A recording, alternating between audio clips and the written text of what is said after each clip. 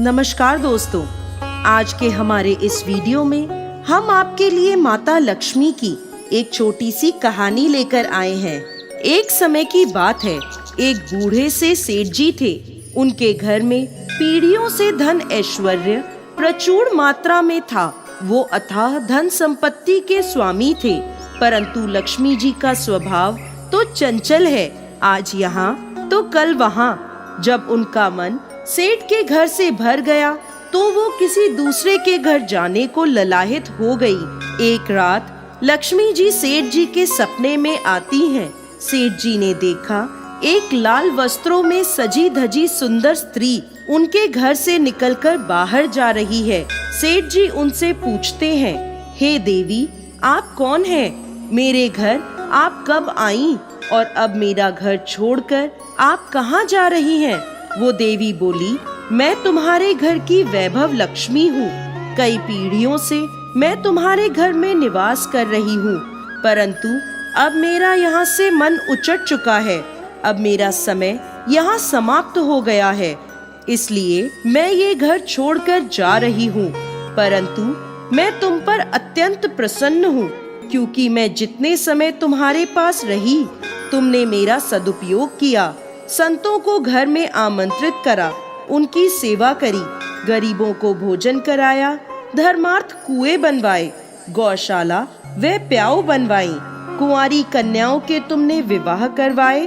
तुम्हारे यहाँ कथा भागवत होती रहती थी और अतिथियों का आदर सत्कार होता था।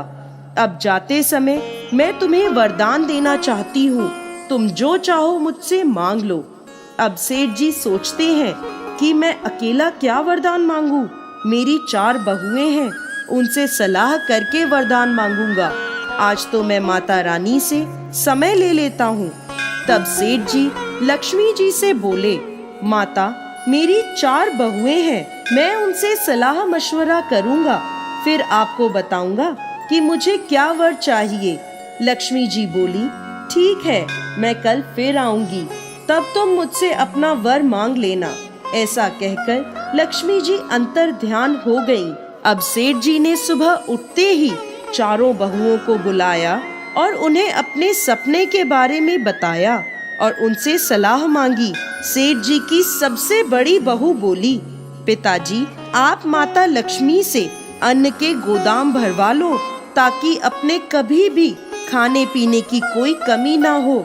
तो सेठ जी को दूसरी बहू बोली, पिताजी, इतने अन्न के गोदाम भरेंगे तो उनमें तो कीड़े लग जाएंगे, अन्न खराब हो जाएगा।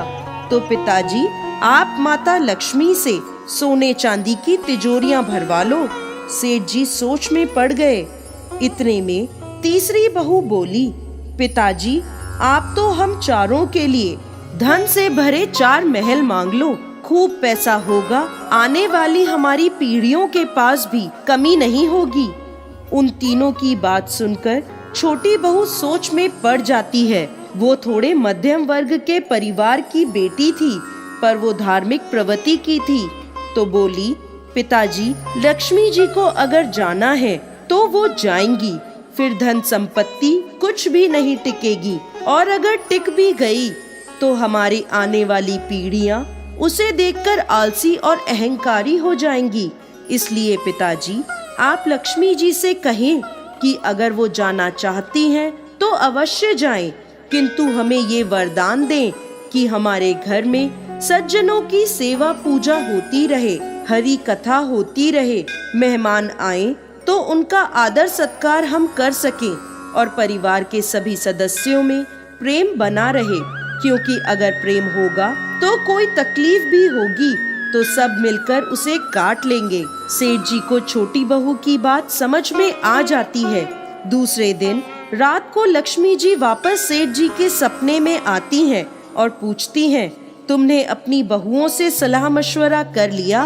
बोलो क्या चाहिए? सेठ जी बोलते हैं, हे मातेश्वरी, यदि आपको जाना है तो प्रसन्नता से जाइए, परंतु मुझे ये वरदान दीजिए कि मेरे घर में सदैव हरि कीर्तन होता रहे, संतों की सेवा होती रहे, अतिथियों का आदर सत्कार होता रहे, परिवार के सदस्यों में परस्पर प्रेम बना रहे।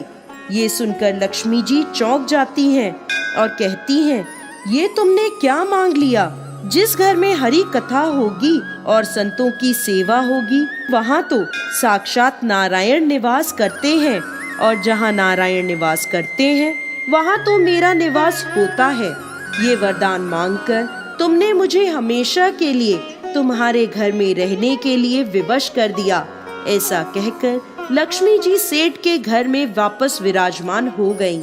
हे लक्ष्मी माता, जैसे आप सेठ जी के घर हमेशा के लिए विराजमान हो गईं, उसी प्रकार इस कहानी को कहते, सुनते और हुंकार भरते सभी पर कृपा करना। जय लक्ष्मी माँ।